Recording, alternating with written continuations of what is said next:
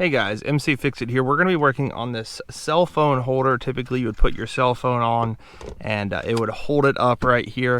But this one's gotten kind of old and this sticky pad is just not working well. You can kind of see a little indentation, maybe you can on this video right here. But I'm going to walk through with just one tool on how you can fix this.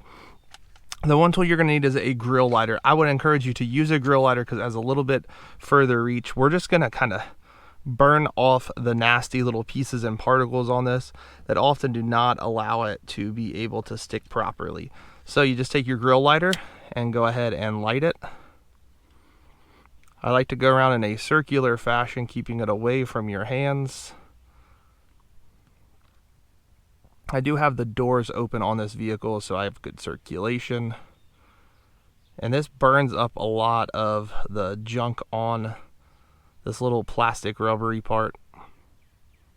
You just go around for just a few seconds. You want it nice and hot so it burns all that off, but you don't want to just sit there and leave it in one spot.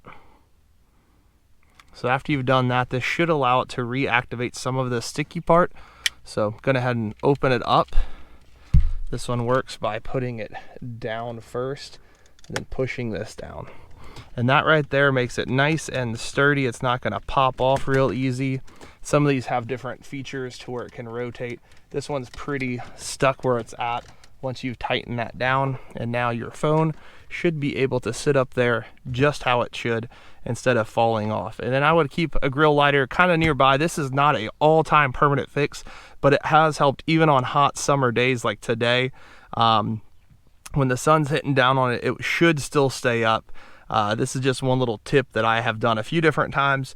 It lasts a few months, so in my opinion, it's worth it. These little stands are only about $10, $15 each, and so little grill lighter every now and again, not too bad to get them activated and working again. I hope this was helpful. Please like and subscribe.